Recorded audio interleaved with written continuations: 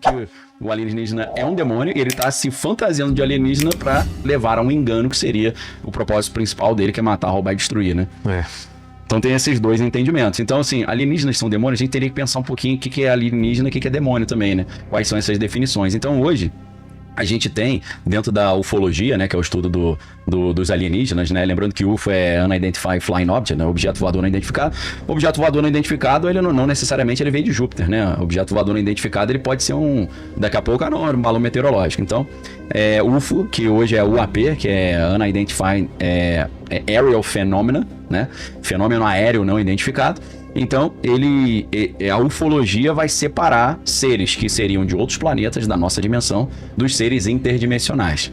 Como é que eu poderia dizer que isso tem relação com demônios, né? Como é que isso poderiam ser demônios? A gente tem algumas categorias diferentes de demônios, entre aspas. A gente tem o anjo caído e a gente teria o demônio. Algumas linhas diferem anjos caídos de demônio. Qual seria a diferença? Anjo caído seria aquele anjo que se rebelou contra o programa inicial de Deus e ele, apesar dele ter perdido a sua beleza, né, a sua majestade, ele mantém o seu intelecto, né?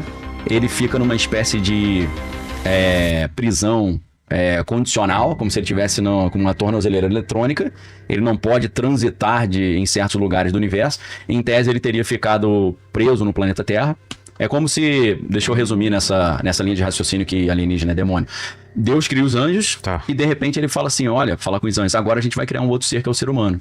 E eu vou mostrar pra vocês que apesar deles serem menores, eles vão ter uma experiência comigo pela fé sem ter certeza. É tipo um jogo, Deus fala assim, vou criar um jogo e nesse jogo eu vou colocar alguns personagens e esses personagens têm um objetivo para ganhar esse jogo. É perceber que tudo é um jogo e perceber que para ganhar esse jogo ele tem que se trilhar o caminho que eu vou dizer que é o caminho da salvação. Só que aí, alguns anjos, teoricamente, ficaram com ciúmes. Falaram, poxa, mas nós que somos os teus filhos, né? Você vai criar outro ser. Então eu vou atrapalhar esse negócio. Aí, na hora que eles falam vou atrapalhar, eles são expulsos. E quando são expulsos, o que teria acontecido? Eles ficaram presos no mesmo local onde Deus está rodando essa simulação com os seres humanos. Então os anjos caídos estariam aprisionados aqui no planeta Terra ou numa outra dimensão, mas que é equivalente ao planeta Terra. Por isso que algumas linhas chamam a Terra de Prison Planet, né? Planeta de prisão. Verdade, a gente já teve até um programa sobre isso. Teve. Pessoal mais... Gnósticos, né? Seria um planeta prisão da matéria. Aí para você, o objetivo seria se libertar da matéria, né? Até a questão da reencarnação no sentido mais oriental, do Nirvana, né? O cara vai melhorando, né? Vai progredindo, tem um pouco a ver com isso. Então, qual seria a ideia aqui? A ideia é que, enquanto os anjos eles têm uma liberdade total de trânsito, os anjos que continuaram seguindo a Deus, eles podem se deslocar no universo à vontade, na velocidade de pensamento. Os anjos caídos, eles precisam... É a mesma coisa que um presidiário quando ele cava um túnel para sair da prisão. Eles precisariam de alguns subterfúgios nesse sentido. Você tá preso dentro desse presídio. Para sair desse presídio, ou você cava um túnel, meu irmão, ou tu dá uma subornada no carcereiro, né? E mesmo assim continua com a tornozeleira eletrônica.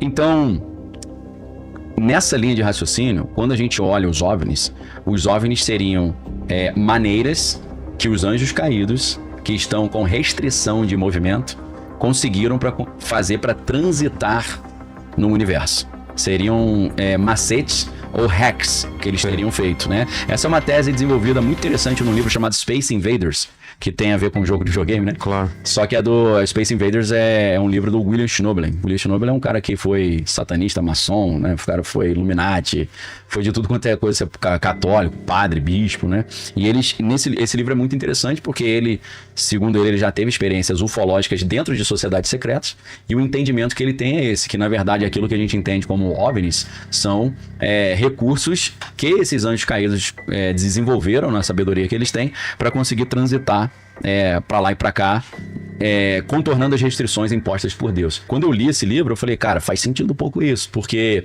é como se eles estivessem usando recursos que são tecnológicos para conseguir fazer esse contorno das leis que Deus criou. Aí alguém pode estar ouvindo e falar, cara, isso é muito idiotice, pelo amor de Deus, isso é viagem. Quando você vai para o quântico, e você lembra que no universo quântico, na dimensão quântica, Você tem duas partículas que estão conectadas em lugares diferentes do universo. Fantasma, né? Você tem a partícula fantasma, entrelaçamento quântico, né? E a informação, na teoria, viaja mais rápido que a velocidade da luz, porque seria impossível, é instantâneo, né? Instantâneo, é. Podem estar milhões de milhões de anos-luz, e essa daqui faz uma coisa e a outra reage igual. Ação fantasmagórica, né? Porque é como se duas partículas estivessem conectadas, e o que acontece com uma acontece imediatamente. Independente do tempo e espaço. Porque se você imaginar, cara, uma distância de anos-luz aconteceu ao mesmo tempo, é porque a informação teria que ter viajado muito rápido. Mas é mais do que isso, que é instantâneo, né? Então você tá para além da ideia de espaço-tempo. Então, assim, sempre que a gente entrar numa conversa e o cara falar, isso é papo de religioso, é furada, é só você lembrar que o quântico é assim. O quântico, as coisas são e não são ao mesmo tempo, é só lembrar do gato de Schrödinger. A gente tem o efeito zeno quântico, que é quando você olha para uma partícula, se você olha muito tempo, ela para. Né? A gente tem aquela ideia de que quando o observador olha, a coisa vem à tona. É como se... Deixa eu dar uma explicação. Colapsa, né? Quando você deixa de olhar, ela colapsa, né, e tal. Então, olha a ideia, cara. Deus teria criado o universo, e para não ficar gastando muita energia do universo, o universo só aparece quando você olha. Parece um pouco um jogo, né? O jogo é renderizado o cenário para quando você tá lá. Cara, não tem por que renderizar o cenário inteiro num jogo aberto, né? Cara, exatamente. De mundo aberto. Cara, se a gente pensa assim que Deus criou um grande jogo, que é um jogo que é tão fiel à realidade que você não consegue distinguir que é um jogo, e ele só renderiza quando tem alguém olhando. Você tem uma economia de energia e de processamento de dados. Sabe que filme vem à cabeça? 13º Andar, né? Você assistiu? Não. Coloca aí, por favor, 13º Andar, o filme, é isso. Entra nisso? Um cara cria uma realidade virtual e ele arranja um jeito de colocar consciência dentro de um personagem dentro desse jogo. E aí ele tem a experiência de conviver com os outros personagens. Isso. E os outros personagens, pro jogo ser real, eles têm que acreditar que eles são reais, que eles são humanos. Só que um dos jogos... Veio na época do Matrix. Veio, exatamente, cara. Um pouquinho antes do Matrix. Só que ele com menor orçamento, com nenhum... Low budget. Low budget e nenhum ator muito famoso. E aí um dos personagens dessa realidade consegue fazer o caminho contrário. Consegue vir pra realidade do cara que criou e se liga, fala, pô, a gente não é real. Isso.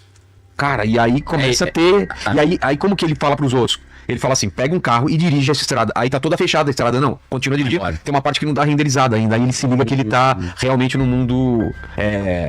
não é real, né? É um mundo... cara, isso me lembra um pouco até o Westworld também. Mas aí sabe o que acontece no final do filme? Vou falar porque o filme é antigo. Pô, eu era... Posso falar? Né? Posso falar? É um spoiler? É muito grande? É óbvio que é spoiler. Não sei, cara. Então se você não quer ouvir aí... Tampe os ouvidos agora. Não. Vai daqui 1 minuto que aí já parou. É rápido que eu falar. Aguinha.